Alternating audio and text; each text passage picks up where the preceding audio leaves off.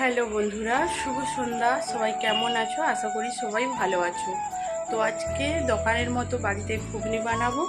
তো চলো তোমাদের ফুল রেসিপি শেয়ার করছি। তো প্রথমে আলুটা ছোট ছোট করে কেটে আলু মটরটা সিদ্ধ করে রেখেছি। আজকে বানাবো প্রেসার কুকারে।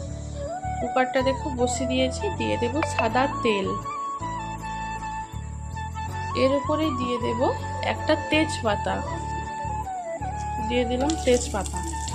এবার দিয়ে দেব পেঁয়াজ কুচোনো। এবার দিয়ে দেব রসুন বাটা, দিয়ে এটাকে ভালো করে ভেজে নেব। এবার দিয়ে দেব টমেটো কুচোনো, দিয়ে ভালো করে ভেজে নেব। এবারে কিছুক্ষণ পরে দিয়ে দিচ্ছি লবণ। তো দেখো মশলাটা কষানো হয়ে গেছে। এবার দেবো ধনে গুঁড়ো, লঙ্কা গুঁড়ো আর হলুদ গুঁড়ো। এটা দিয়ে ভালো করে আবার কষিয়ে নেব। এবার দিয়ে দেবো আদাটাকে দিয়ে আবার ভালোক্ষণ কষিয়ে নেব। তো দেখো মশলাটা কষানো হয়ে গেছে, মশলা থেকে তেল ছেড়ে দিয়েছে। এবার দিয়ে দেব সিদ্ধ করা আলু আর মটর। এবার পুরোটা দিয়ে দেব। দেখো দিয়ে দিয়েছি। এটাকে এবার 5 মিনিট কষিয়ে জল দিয়ে দিলেই রেডি হয়ে যাবে।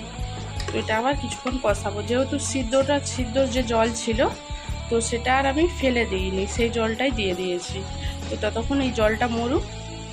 লাস্টে গরম মশলা দিয়ে ঘুগনিটা নামিয়ে নিয়েছি। দেখো আমার ঘুগনির ফাইনাল লুক। তো এবার ডিম ভাজবো আর চপ, আজকে স্পেশাল কম্বো। তো বন্ধুরা ডিম ভাজা কমপ্লিট হয়ে গেছে। এই যে দেখো রাতের মেনু হচ্ছে ঘুগনি আর পেঁয়াজ, কাঁচা ছোলা, ডিম ভাজা, চপ, কাঁচা লঙ্কা। তো এই খাওয়াটা কার কার ফেভারিট একটু প্লিজ কমেন্ট করবে। তো এই যে দেখো, তো এটাই আজকে রাতের খাবার। তো চলো খাওয়া দাওয়া করে নিই। সবাই ভালো থেকো, সুস্থ থেকো। দেখা হচ্ছে পরের একটি মিনি ব্লগে। Tata, bye bye, good night.